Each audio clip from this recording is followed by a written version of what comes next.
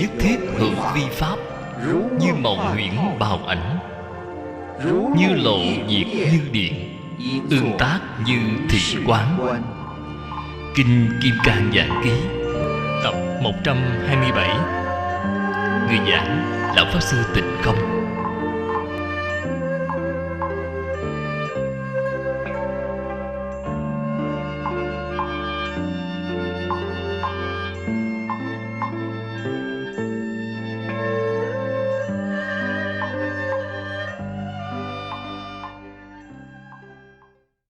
Lý sự tánh tu nhân quả, khánh vô bất tận.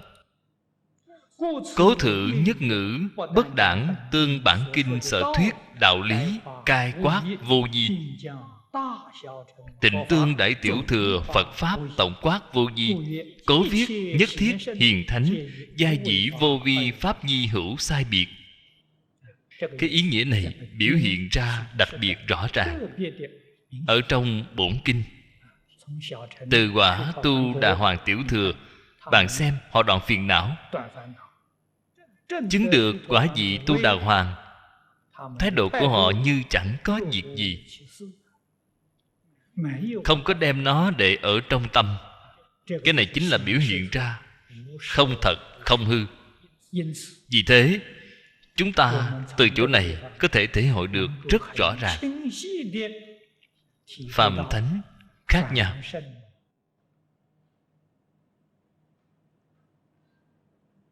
Phàm phu có rất nhiều người định công cao siêu hơn rất nhiều so với những bậc thánh tiểu thừa này. Họ không thể sánh bằng A-la-hán.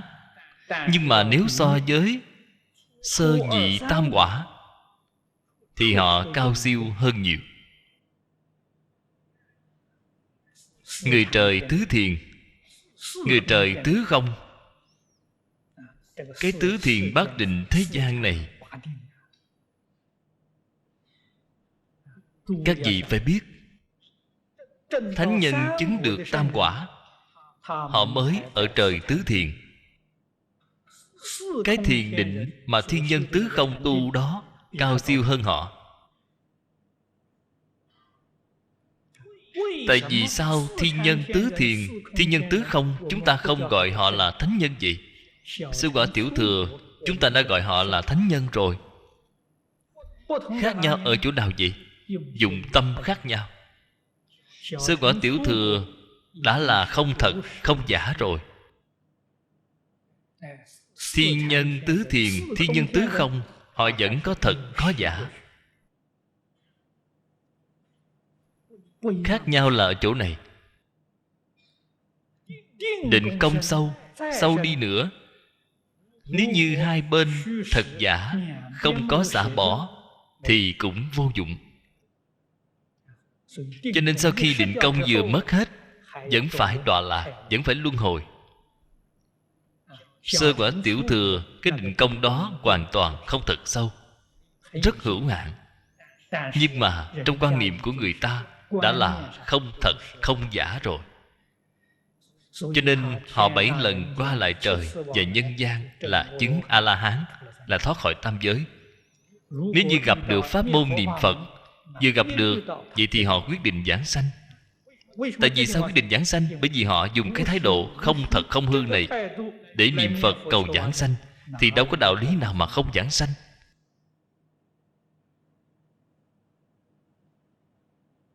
Hơn nữa phẩm vị giảng sanh còn rất cao. Chúng ta nếu muốn ở trong một đời này quyết định có phần nắm chắc thoát khỏi lục đạo luân hồi, giảng sanh bất thối thành Phật. Cái này quan trọng, quá quan trọng. Nếu như ý nghĩa của câu nói này không thật hiểu rõ, thì bạn hãy thường suy nghĩ đến tất cả pháp hữu vi như mộng huyễn bèo bọt. Cái này là được rồi. Hoặc giả như trong Kinh Kim Cang còn có 2 câu nói đơn giản hơn nữa: phàm sở hữu tướng giai thị hư vọng, cũng được. Đều tương ưng với cái này.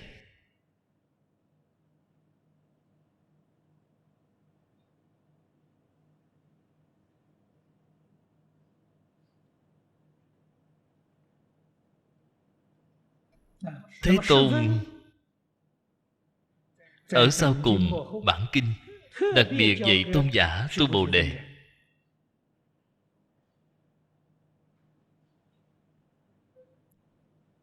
Dạy cho Ngài chính là dạy cho chúng ta. Bất thủ ưu tướng, như như bất động, hoàn toàn làm ở trên sự. Bất thủ ưu tướng chính là ưng vô sở trụ. Như như bất động là nói chúng ta ở trong cảnh giới sáu trần. Chúng ta mỗi ngày tiếp xúc cảnh giới sáu trần, không thể sống lìa khỏi sáu trần. Tiếp xúc không có sao. Không được động tâm. Động tâm là sai. Động cái tâm gì vậy? Thuận cảnh khởi tâm tham ái, nghịch cảnh khởi tâm sân hận. Động cái này là gây go rồi. Cho nên như như bất động. Động nếu dùng cách nói của người Trung Quốc để nói thì sao? Chính là thất tình. Mừng giận, buồn vui, yêu ghét, muốn. Bạn đã động tình rồi. Đã động thất tình. Cái này không được động. Hay nói cách khác, không động thì sao? Tâm là thanh tịnh. Tâm không động là tâm bình đẳng. Tâm không động là giác mà không mê, là hoàn toàn tương ưng với đề kinh của Kinh Vô Lượng Thọ, là thanh tịnh bình đẳng giác. Đó chính là tu thanh tịnh bình đẳng giác. Tu thanh tịnh bình đẳng giác chính là tu Di Đà tịnh độ. Trong Kinh Vô Lượng Thọ, Thế Tôn nói với chúng ta, A-di-đà Phật còn có cái biệt hiệu gọi là thanh tịnh bình đẳng giác.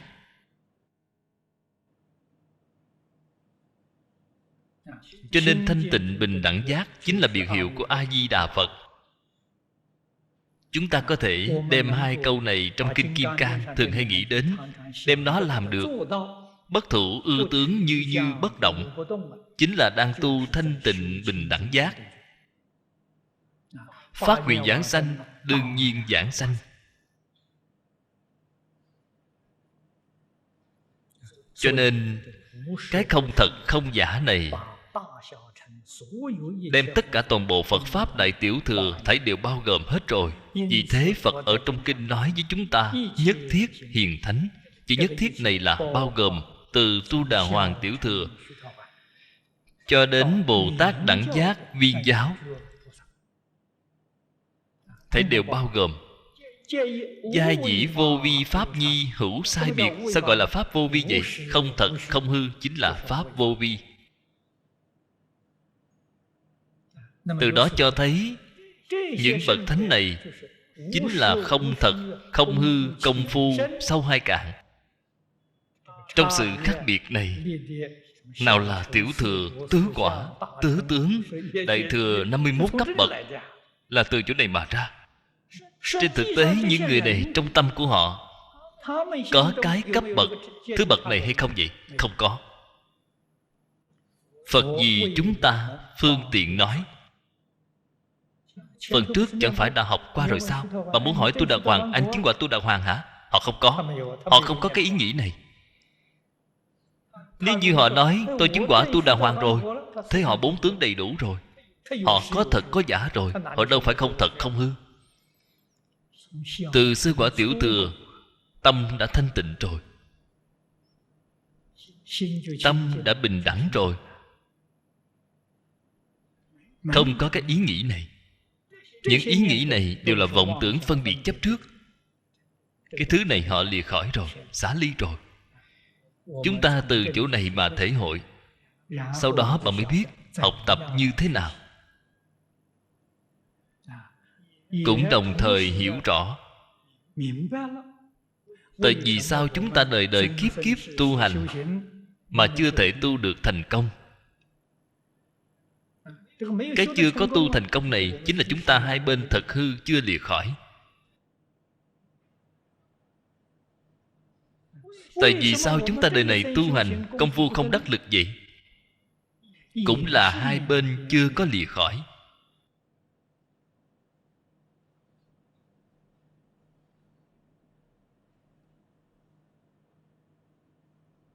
Không thật là không, không hư là có. Hai bên có không.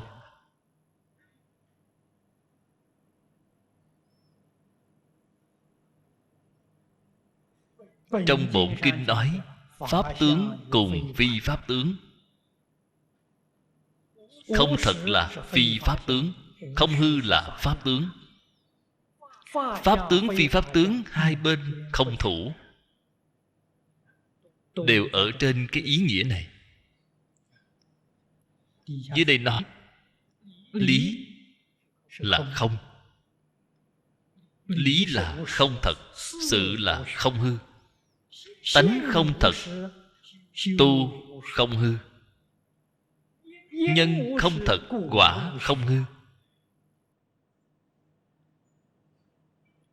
Đều là hư huyễn. Từ trong cái này mà quan sát. Xem tiếp đoạn sau cùng này. Bất đãng thử giả. Cái này phần trước nói với bạn đều là nói người tu hành tam thừa. Nhất thiết phàm phu tâm tướng, nhất thiết thế gian pháp tướng, nhất thiết nhân quả pháp tướng, diệt mạt bất tận quát vô vi.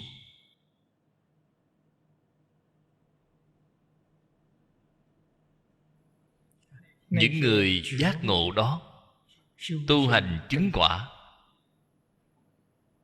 chứng A-la-hán, chứng Bích Chi Phật, thành Bồ Tát, thành Phật.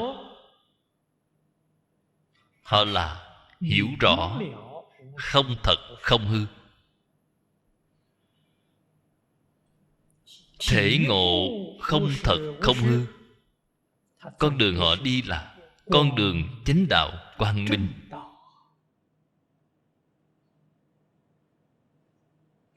Thành tựu công đức cứu cánh viên mãn. Phàm phu chúng ta mê hoặc điên đảo, niệm niệm đều là vọng tưởng phân biệt chấp trước. Nhưng mà những vọng tưởng phân biệt chấp trước này cũng là không thật không hư. Bạn thử xem, bạn khởi vọng tưởng không thật, ở trong lục đạo thọ quả báo không hư.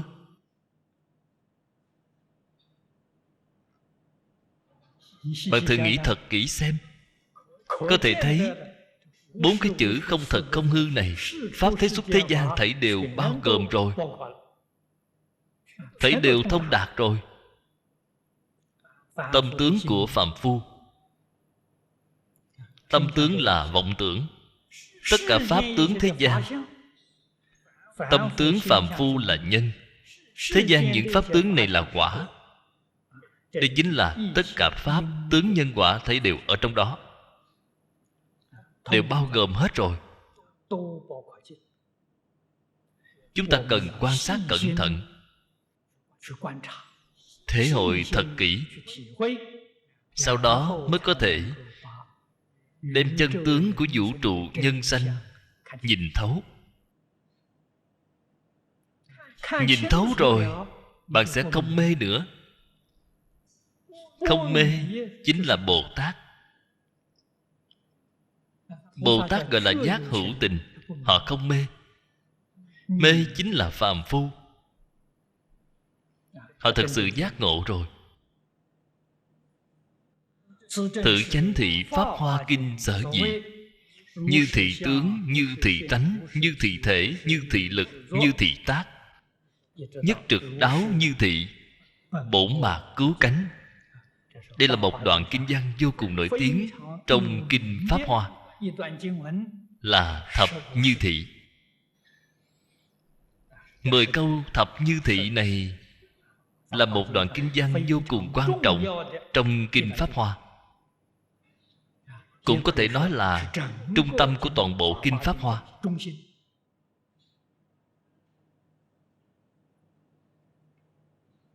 Như thị chính là chỗ này gọi là không thật không hư.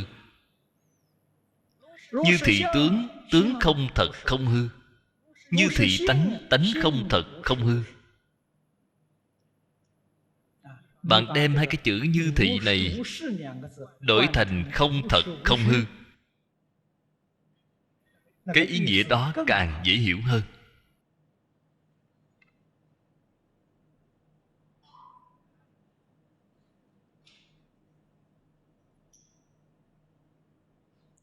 Tướng là hiện tướng, tánh là bản tánh, chân như bản tánh.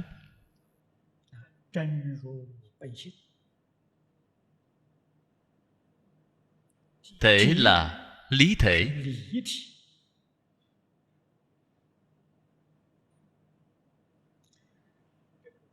Thập như thị ở trong 10 cái này, cái quan trọng nhất là tánh. 9 cái còn lại đều là từ trong tự tánh biến hiện ra. Thế Tôn ở trong Kinh Pháp Hoa đem tất cả pháp thế xuất thế gian quy nạp thành 10 loại. Quy nạp thành 10 loại lớn này. Lực là năng lực. Chúng ta ngày nay nói năng lượng, năng lực. Tác là tạo tác, chính là biến hóa. Nhân là thân nhân. Duyên là tương đối xa lạ một chút. Thân quen gọi là nhân, xa lạ gọi là duyên. Nhân nếu không có duyên sẽ không kết quả. Nhân nhất định phải gặp được duyên. Duyên đầy đủ rồi nó mới kết quả. Báo cũng là quả. Thí dụ chúng ta nêu một cái thí dụ dễ hiểu để chứng minh hai chữ này. Quả, chúng ta được thân người là quả. Báo thì sao? Sự gặp phải khổ vui ở trong đời này của chúng ta, mỗi người đều khác nhau. Đây là báo. Được thân người là quả. Gặp phải khổ vui trong đời này của bạn, đó là báo. Có người số mạng tốt, rất hưởng phước. Có người vận mạng rất kém, rất khổ não. Đó là báo. Khổ vui là báo. Được thân người là quả. Câu sau cùng, bổn mạc cứu cánh. 9 câu phía trước là không thể bao quát, thể đều quy về một câu này. Cho nên 10 câu này là đem toàn bộ tất cả pháp thế xuất thế gian thể đều bao gồm hết rồi. Thử di vị chư pháp thực tướng. Trong Kinh Kim Cang nói chư pháp thực tướng. Trong Kinh Pháp Hoa nói thập như thị. Thập như thị thật sự chính là chân tướng của tất cả pháp thế xuất thế gian. Chúng ta dùng 10 câu này, bạn giải thích thế giới Tây Phương Cực Lạc y chánh trang nghiêm rất rõ ràng. Giải thích thế giới Hoa Tạng, thế giới Hoa Tạng của Tỳ Lô Giá Na Phật cũng rõ ràng, cũng minh bạch. Đem 10 câu này để quan sát trọn đời này của chính chúng ta. Chúng ta quá khứ cùng hiện tại, trong đời sống từng ly từng tí cũng rất rõ ràng minh bạch, cao siêu hơn nhiều so với cái người chấm tự vi thế gian. Cho nên trước đây Pháp Sư Diệu Thiện chùa Kim Sơn nói, Người biết chấm tử vi nhất của thế gian chính là Thích Ca Mâu Ni Phật. Ngài chấm rất chuẩn xác. Ngoài Thích Ca Mâu Ni Phật ra, những người chấm tử vi đó đều không đáng tin, đều không thể tin cậy được. Thích Ca Mâu Ni Phật biết chấm. Thích Ca Mâu Ni Phật đã chấm cho chúng ta rồi. Bạn biết không, thập như thị này chính là đã chấm rồi. Bạn có thể hiểu được.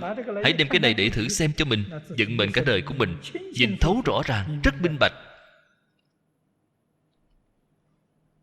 Đây mới là cao siêu. Cố thử nhất ngữ, chân nải đại thừa pháp ấn. Cái nhất ngữ này chính là không thật không hư. Không thật không hư thực sự là pháp ấn của Pháp Đại Thừa. Toàn bộ tất cả Pháp Đại Thừa đều là không thật không hư. Quyết định phù hợp nghĩa kinh của câu này. Không những Pháp Đại Thừa, vừa rồi mới nói Pháp thế gian cũng là không thật không hư. Hiểu rõ Pháp thế gian không thật không hư thì người này cũng là Bồ Tát Đại Thừa.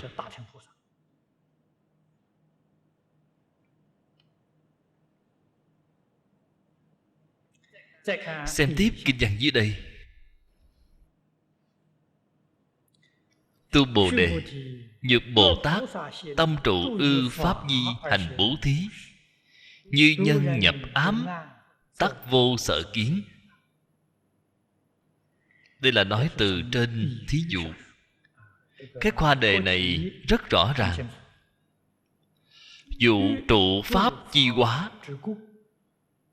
Cho nên Phật ở trên kinh nói pháp còn phải xả, huống hồ vi pháp, là rất có đạo lý. Pháp không được trụ. Thử tiết thị minh chấp thực, tắc bố thí chi công đức toàn hư.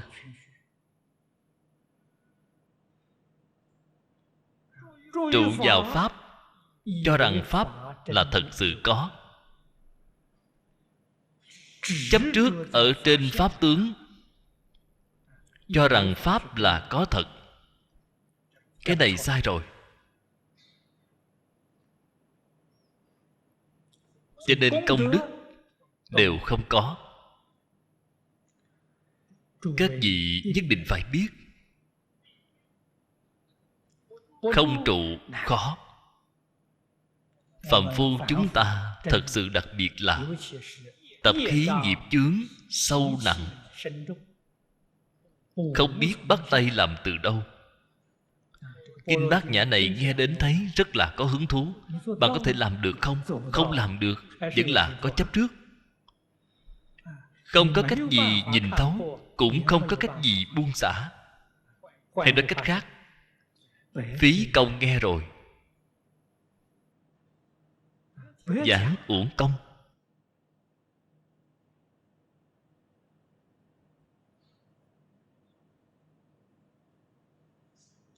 Người nghe bộ kinh này,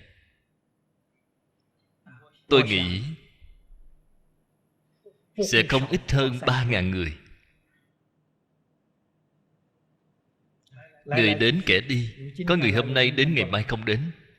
Ngày mai đến thì ngày kia không đến. Đến một lần cũng tính, phải đều tính vào. Tôi nghĩ phải là trên 3.000 người.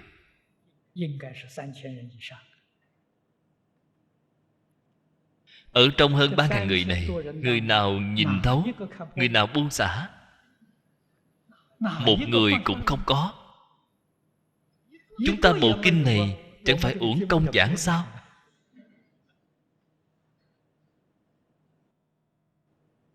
Cho nên khó thật. Bạn mới biết cái pháp môn Đại Thừa này 8 vạn 4.000 pháp môn. Bất kỳ pháp môn nào, không cần nói Đại Thừa, bao gồm ngay cái Tiểu Thừa, đều không thể thành tựu.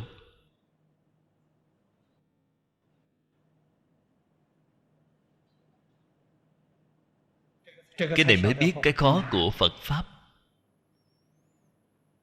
May mà Phật rất từ bi, vì chúng ta mở ra con đường pháp môn niệm Phật giảng sanh. Cái pháp môn này thuận tiện ở chỗ nào vậy? Có thể chấp trước. Bạn cứ chấp trước A-di-đà Phật, cái này có thể trụ nơi Pháp được. Trong tâm bạn đi trụ vào A-di-đà Phật, trụ vào thế giới cực lạc. Chấp trước kiên cố, chấp trì danh hiệu. Chỉ có một pháp môn này, xin thưa với các vị, bạn chấp trước có thể thành công.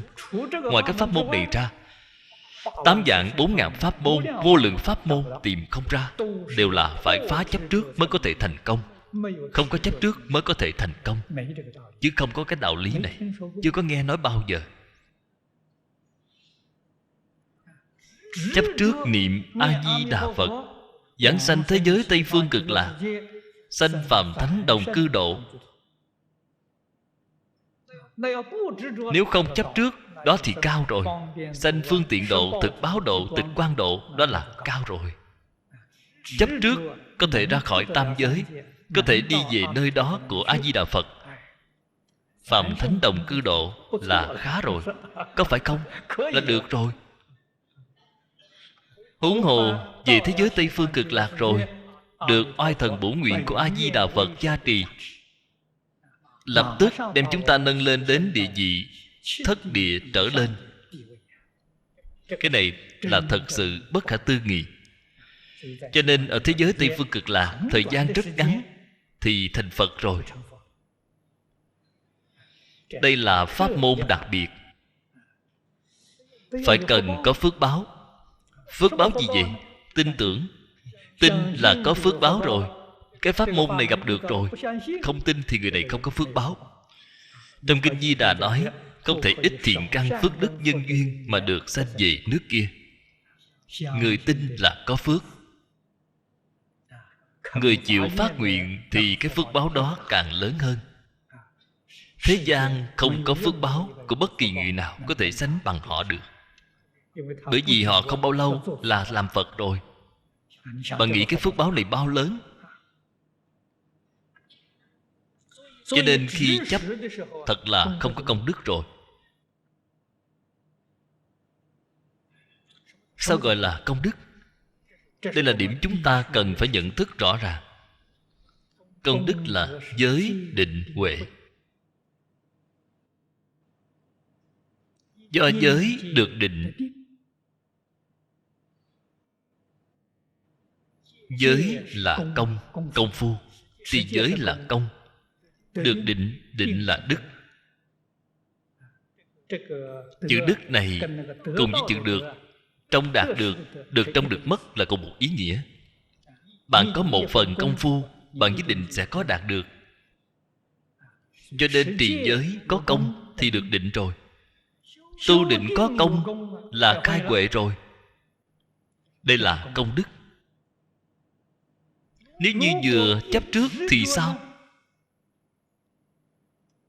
Trì giới không thể được định. Vì sao vậy? Tôi cái giới này giữ rất tốt. Nhìn thấy người đó không trì giới, người đó phá giới, ở trong tâm liền sanh cái tâm chán ghét. Bạn làm sao có thể đạt định được chứ?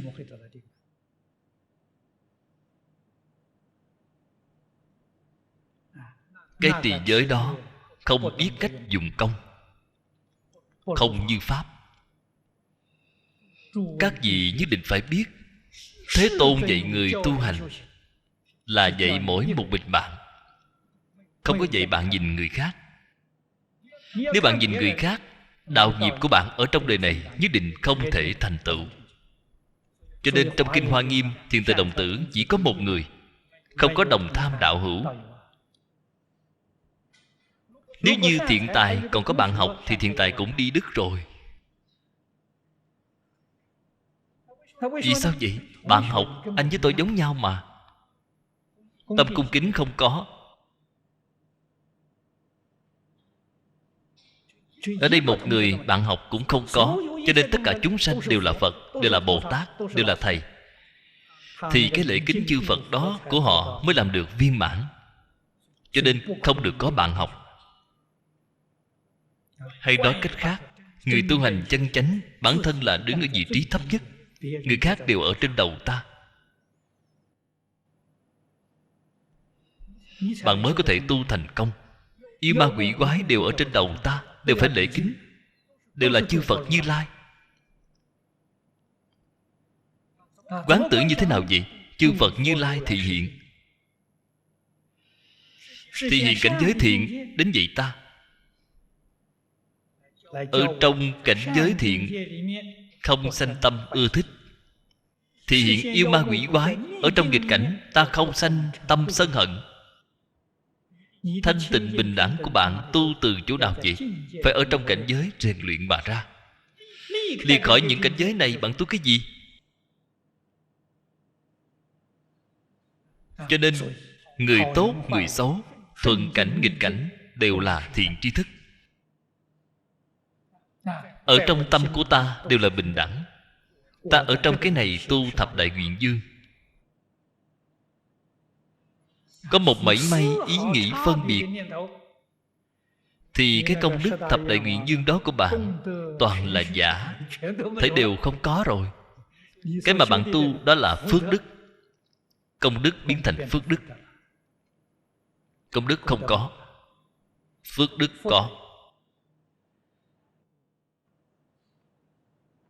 Nhất định phải hiểu rõ cái đạo lý này. Công đức quá khó.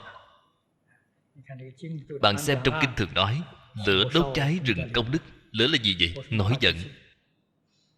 Giận dữ nổi lên, các bạn thử nghĩ xem, cái định đó của bạn bị mất hết rồi.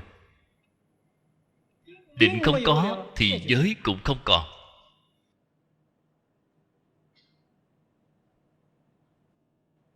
Bạn muốn hỏi xem công đức của bạn được bao nhiêu, bạn phải nghĩ đến lúc nào không còn nổi giận dữ nữa. Nếu như lúc lâm chung nổi một cơn giận dữ là xong rồi, cả đời đều tiêu rồi. Thế là hoàn toàn không có công đức rồi. Cho nên Phật Pháp dạy người, lúc tiễn người lâm chung, lúc người lâm chung 8 giờ đồng hồ không nên đụng vào họ. Vì sao vậy? Thần thức chưa có lìa khỏi. Lúc đó bạn đụng vào họ, họ sẽ sanh tâm sân hận. Một niệm sân hận đó khiến công đức cả đời đều mất sạch, đều không còn nữa. Cho nên trong vòng 8 giờ đồng hồ không được phép đụng vào họ. Đạo lý là chỗ này. Không được phép không biết. Công đức cùng phước đức phải phân cho thật rõ ràng. Phước đức không liên quan gì với giới định huệ. Công đức là giới định huệ. Chính là mặt trái của không thật, không giả. Mặt trái là gì vậy? Chấp thật rồi. Họ chấp trước có thật, có giả. Pháp là nói tất cả Pháp. Pháp thế gian, Pháp xuất thế gian, thấy đều bao gồm ở trong đó. Không ngoài cảnh hành quả. Đây là dùng 3 chữ này đem tất cả Pháp khái quát hết rồi. Cảnh là cảnh giới. Những cái mà trong Phật Pháp gọi là ngũ uẩn, 6 căn 6 trần, vân vân, đây đều là thuộc về cảnh giới. Vân vân là quá nhiều. Hễ là những cái loại này đều là thuộc về cảnh giới. Hành là tu hành. Giống như tam phước, tam học, lục độ, thập nguyện, đây đều là thuộc về tu hành. Tức lục độ đẳng.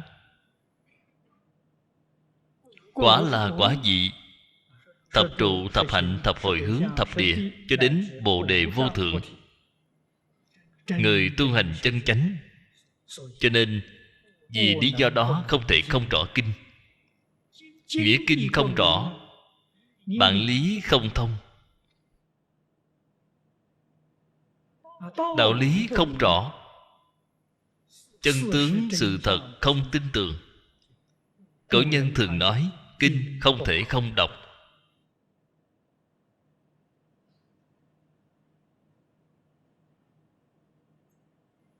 Vào thời xưa,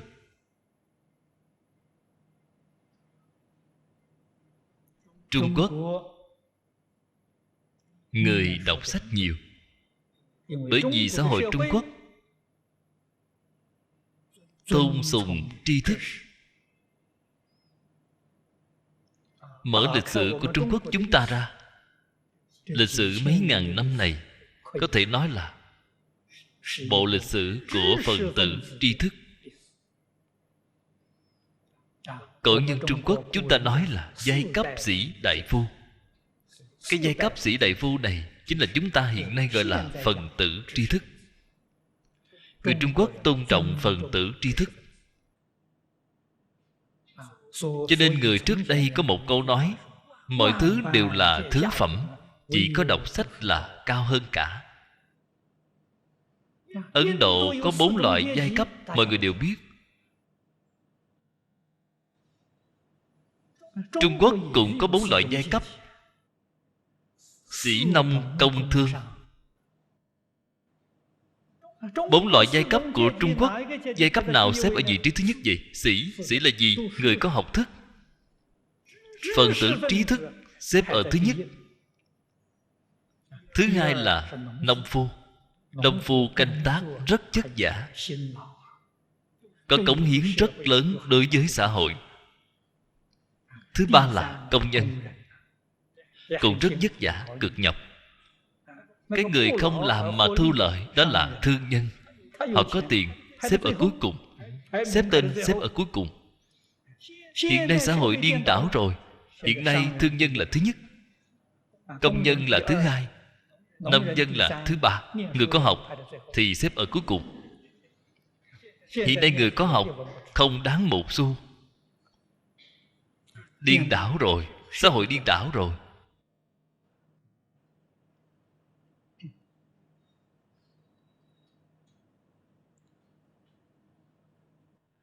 Cho nên nếu như chúng ta trụ tướng thì thế nào vậy?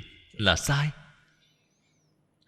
Tự mình cho rằng có thể hành được, có thể tu hành.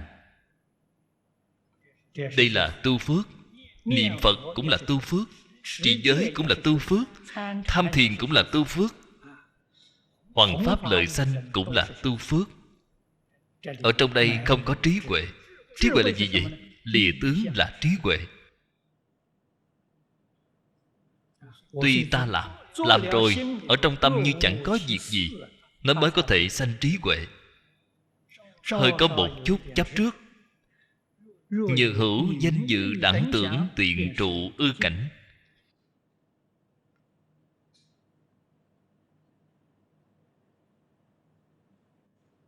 Chính là cái mà chúng ta hiện nay gọi là danh vọng lợi dưỡng.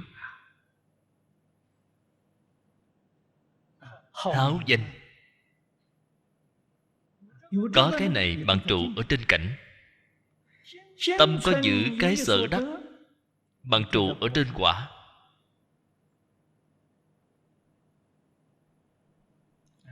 Bạn có được lợi ích, bạn có được của cải. Chỉ cần bạn có sở đắc. Ở trong Pháp thế gian chúng ta gọi là thất tình ngũ dục. Bạn chỉ cần có sở đắc là bạn đã trụ quả rồi.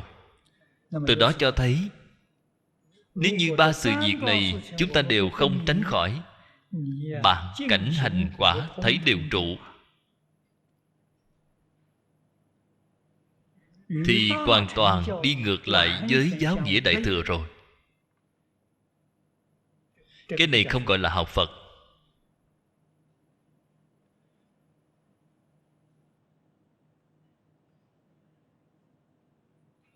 Tu học như vậy, quả thật mà nói, chính là trên kinh gọi là kẻ đáng thương. Người thế gian không có nghe được Phật Pháp thì không thể gọi là đáng thương. Họ không có cơ hội, không tiếp xúc được. Nghe được Phật Pháp mà hoàn toàn học sai rồi, học điên đảo rồi. Người này thật đáng thương. Tại vì sao họ học sai? Tại sao họ học điên đảo vậy? Không có đọc kinh, không có hiểu nghĩa kinh. Điều này tôi vừa rồi mới nói. Bởi vì Trung Quốc cổ đại tôn sùng phần tử tri thức, tôn sùng đọc sách. Mọi người luôn luôn gắng sức nghĩ cách để đọc một chút sách. Vì thế xem kinh Phật không khó. Tuy kinh Phật là phiên dịch vào thời xưa, là văn tự rõ ràng nhất lúc bây giờ, cũng chính là nói văn bạch thoại của cái thời đó. Nếu bạn không tin, bạn thử xem Kinh Vô Lượng Thọ của chúng ta là phiên dịch vào lúc Triều Hán. Bạn hãy thử xem cổ văn của cái thời Triều Hán đó, bạn thử so sánh với nó xem. Bản kinh này của chúng ta dễ hiểu, cổ văn là khó hiểu. Cho nên Đại sư phiên dịch đã vô cùng từ bi, đã suy nghĩ rất chu đáo, dùng văn tự đơn giản dễ hiểu nhất. Hy vọng mọi người hơi biết đọc sách một chút đều có thể xem hiểu kinh Phật, đều có thể hiểu ý nghĩa của Phật. Cho nên cái văn tự kinh Phật này của chúng ta ở trong văn học gọi là văn biến thể. Ở trong văn học hiện đại này gọi là biến thể, là chữ biến trong biến đổi, biến thể. Nó dễ hiểu hơn nhiều so với cổ văn. Nhưng mà hiện nay rất nhiều phiền phức rồi. Người hiện nay hoàn toàn không học cổ văn. Thế là kinh Phật đơn giản dễ hiểu nhất, cầm trên tay mà xem không hiểu. Chướng ngại trên văn tự rồi. Cái này khó. Đây là chỗ khó lớn của người hiện đại chúng ta. Nhất định phải đột phá. Dùng phương pháp gì đột phá vậy? Đọc tụng. Trung Quốc trước đây dạy học bắt đầu dạy từ đâu vậy? Bắt đầu dạy từ đọc thuộc lòng. Bạn muốn cầu học, nếu bạn muốn làm một phần tử tri thức, bắt tay làm chính là học thuộc lòng cổ văn. Cổ đại dạy học tiểu học, thầy dạy dỗ học trò chính là dạy họ học thuộc lòng, không có giảng giải. Loại phương pháp này trên lịch sử có ghi chép từ Triều Hán mãi cho đến đầu năm Dân Quốc, đều là dùng cái phương pháp này. Trẻ em 7 tuổi đi học. Đi học là theo thầy rồi, là không ở trong nhà nữa, phải cùng sống chung với thầy. Lúc 7 tuổi đã cùng sống chung với thầy. Đại khái mỗi tháng, thời trước đây theo lệ xưa, mồng 1 rằm là nghỉ, về nhà một chuyến. Bình thường phải đi theo thầy. Cái này gọi là học. Học cái gì vậy? Học cách sống. Học vẩy nước, quét nhà. Ứng đối. Thầy dạy họ quét nhà, dạy họ lau chùi bàn ghế. Xem tuổi lớn hay nhỏ có thể làm việc gì thì dạy họ, khiến họ từ nhỏ biết cần cù. Trong nhà việc gì họ cũng đều biết làm. Hầu hạ thầy. Họ có thể hầu hạ thầy. Trở về nhà thì có thể hiếu thuận cha mẹ. Đây là việc thầy phải dạy. Hay nói cách khác, cái dạy họ là giáo dục cách sống. Dạy bạn đứng có tướng của đứng, ngồi có tướng của ngồi. Học cái cách này. Vậy thì trên văn tự thì sao? Là đem những thứ đại khái thông thường, giống như tứ thư ngũ kinh, dạy họ đọc, dạy họ thuộc lòng. Thông thường tóm lại phải đọc thuộc 100 đến 200 lần. Sau khi thuộc rồi vẫn phải đọc thuộc 100 lần đến 200 lần.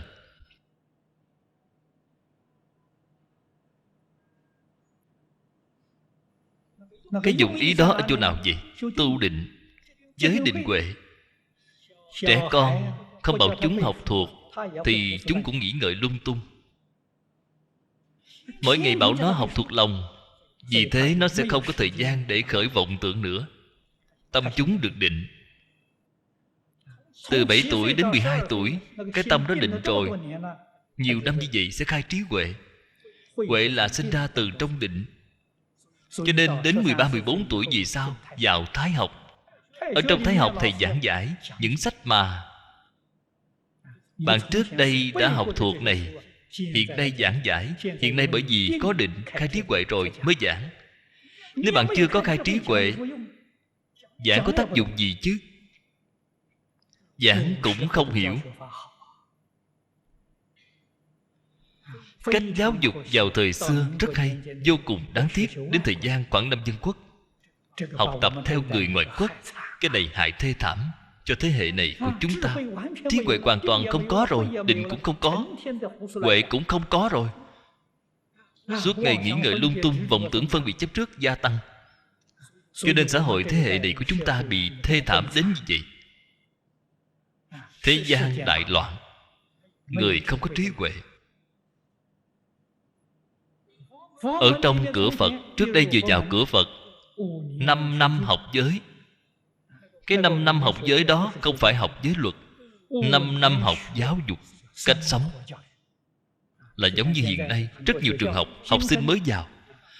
Học sinh mới vào học, đại khái có mấy tuần giáo dục cách sống, để họ hiểu rõ thói quen sinh hoạt đoàn thể của chúng ta.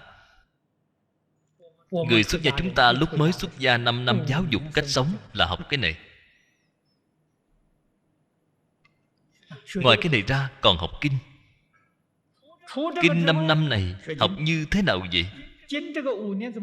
Cái đó là xem thuộc tông nào, phái nào. Phải đem kinh luận chủ yếu của tông này học thuộc lòng. Bảo bạn học, học đến thuộc thôi. Bạn học Hoa Nghiêm thì kinh Hoa Nghiêm bạn không thể không thuộc. Học Thiên Thai thì kinh Pháp Hoa phải thuộc. Thiên Thai 3 bộ lớn, cái phân lượng đó có lẽ cũng xem với Hoa Nghiêm.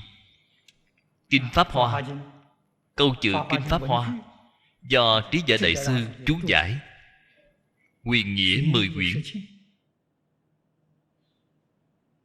Trước đây bạn đóng bằng giấy, mỗi loại đều là 20 quyển, chồng lên 60 quyển.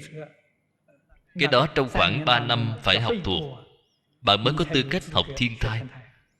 Bạn không có cái nền tảng này thì ở trong giảng đường sẽ không có chỗ ngồi của bạn. Bạn nói nghe kinh, bạn 3 bộ lớn đều học thuộc lòng rồi mới có tư cách đến nơi đó, mới có chỗ ngồi của bạn. Bạn không có qua 5 năm thì không thể thuộc. Ở trong giảng đường không có chỗ ngồi của bạn. Bạn chỉ có thể ở bên cạnh chăm sóc đời sống cho mọi người, chăm sóc đại chúng.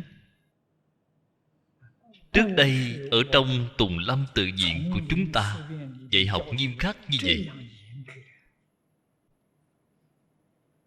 5 năm này chính là ở trong Phật Pháp chúng ta gọi là căn bản trí. Huấn luyện tu căn bản trí. Căn bản trí là định. Từ định khai huệ, đây là căn bản trí.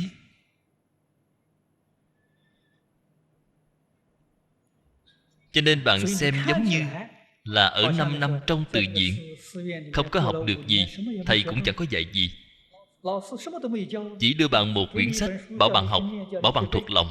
Ngoài ra bảo bạn làm công. Thường trụ cái công việc này phân công bạn đi làm. Làm công là giáo dục cách sống, cũng là tu phước. Học kinh là giáo dục tư tưởng, khiến bạn không được nghĩ ngợi lung tung. Tu định. Định không phải mỗi ngày ngồi xếp bằng xoay vào vách. Ngồi xếp bằng xoay vào vách vẫn cứ khởi vọng tưởng. Là bảo bạn học thuộc lòng. Học thuộc lòng không thể khởi vọng tưởng. Vừa khởi vọng tưởng liền sai rồi, liền đọc sai ngay. Cho nên bảo bạn học thuộc lòng, dùng phương pháp học thuộc lòng. Cho nên nói giới định huệ tam học một lần là hoàn thành. Cổ đức dạy học dụng tâm rất khổ. Người chúng ta hiện nay không thể ngờ được. Ân đức sâu dày cũng không phải cái mà người hiện nay có thể thể hội được. Người hiện nay vừa tiếp xúc Phật Pháp liền học rộng nghe nhiều, học lung tung, rối như bồng bông. Không học thì còn được, tâm còn thanh tịnh, đầu óc còn tỉnh táo. Khi vừa học, học đến rối tung rối bời. Nói ra mấy câu nghe đều không có đầu có đuôi. Bạn nói làm sao bây giờ chứ? Đây không phải Phật Pháp không hay, là học sai rồi, phương pháp học sai rồi. Cho nên trước đây thế Pháp Phật Pháp, họ đều là dạy bạn tu định, tu tâm thanh tịnh, là thật sự như trong Kinh Kim Cang nói, tính tâm thanh tịnh tác sanh thực tướng. Cho nên có 5 năm dạy học này rồi. Sau đó hãy nghe kinh. Bạn xem, chúng ta từ trong Cao Tăng truyện, từ trong Cư Sĩ truyện này, có người nghe giảng, chưa có nghe được bao lâu là khai ngộ rồi. Chúng ta hiện nay nghe cả đời cũng không khai ngộ. Nguyên nhân gì vậy? Họ trải qua huấn luyện, tâm của họ thanh tịnh, tâm của họ định. Nhất là kinh học rất thuộc, ở trong học rất thuộc, mà không hiểu, chính là trong Thiền tông gọi là nghi tình. Tiểu nghi thì tiểu ngộ, đại nghi thì đại ngộ. Ở trong họ có đề khởi nghi tình. Chúng ta hiện nay không có.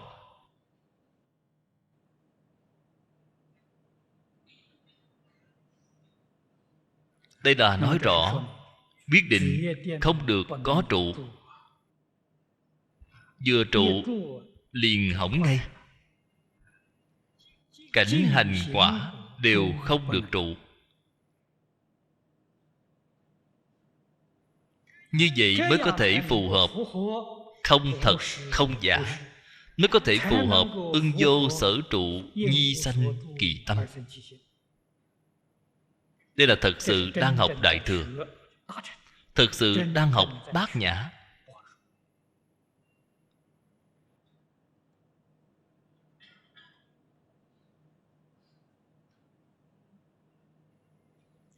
Vô luận tâm trụ hà chủng, giai thị trụ pháp. Đây là trong kinh nói, nếu Bồ Tát tâm trụ nơi pháp, bất kể bạn trụ vào loại nào, trụ một loại cũng là trụ pháp rồi. 4 loại đều trụ thế, còn có lời gì để nói chứ? 3 loại đều trụ. Người này bố thí, người làm việc bố thí không ít rất nhiều, đều là gieo trồng phước, hoàn toàn không có công đức. Cái này các vị phải biết. Cái mà họ tu đều là phước báo, hữu lậu trong tam giới. Vì sao vậy? Tâm họ có trụ. Ám tắc nhất vô sở kiến, nhưng tại vô minh chi trung. Cái này thí dụ như người vào bóng tối. Bóng tối là dụ cho vô minh. Họ chưa có giác ngộ, họ không khai ngộ, không có trí huệ. Vĩnh Gia Vân, trụ tướng bố thí sanh thiên phước, chiêu đắc lai sanh bất như ý. 2 câu trong chứng đạo ca của Đại sư Vĩnh Gia.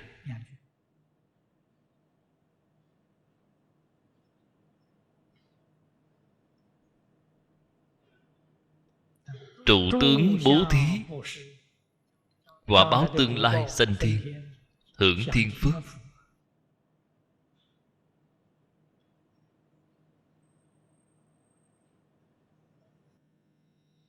Người này hưởng được thiên phước. Các vị phải biết, họ tu hành ngũ giới thập thiện,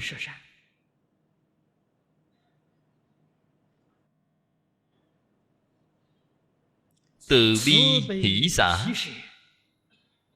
tứ vô lượng tâm. Tâm địa thật sự là thanh tịnh từ bi,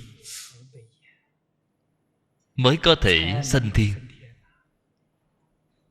Suốt ngày cứ chạy theo danh vọng lợi dưỡng, thì họ làm sao có thể sanh thiên được chứ? Sanh thiên hưởng thiên phước cũng không tệ. E rằng người hiện nay trụ tướng bố thí, đời sau không thể hưởng thiên phước. Hưởng phước là gì? đại khái có thể chí ít đến một nửa là hưởng phước súc sanh. Bạn thử xem những chú thú cưng nước ngoài, nó thật sự là hưởng phước. Người trong gia đình đều hầu hạ nó, đối xử nó như là tổ tiên vậy. Tôi nhìn thấy người đó chính là đời trước có tu phước. Tu phước như thế nào vậy? Họ không có thập thiện, cũng không có ngũ giới, tâm cũng không thanh tịnh, ngu si tu phước. Thật sự tu phước, việc tốt dốc sức đi làm.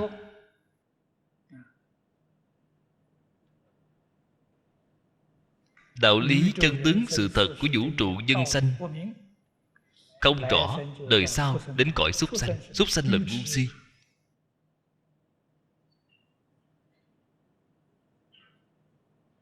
Học Phật, ngay cả Phật thật hay Phật giả cũng phân không rõ ràng. Đây là ngu si.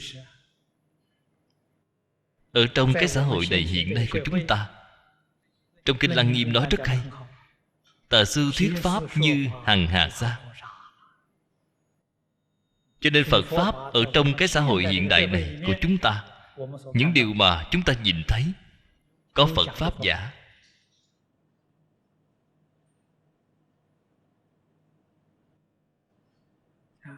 còn có tà sư, còn có pháp của yêu ma quỷ quái khoác lên biển hiệu của Phật.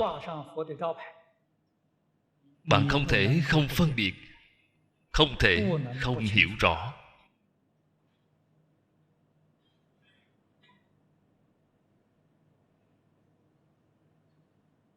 Tâm tốt học Phật đến sau này học thành ma rồi, thế thì chẳng phải bị quan sao? Đó thật là quan uổng.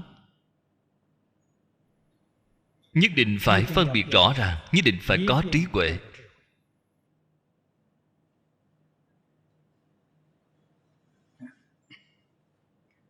Như vậy điều kiện của sanh thiên phước phải đầy đủ thập thiện, phải có đủ tứ vô lượng tâm, từ bi hỷ xả. Người này họ mới thật sự có thể sanh thiên, mới hưởng thiên phước. Cho dù sanh lên đến trời rồi, phước trời hưởng hết rồi, vẫn phải đọa lạc.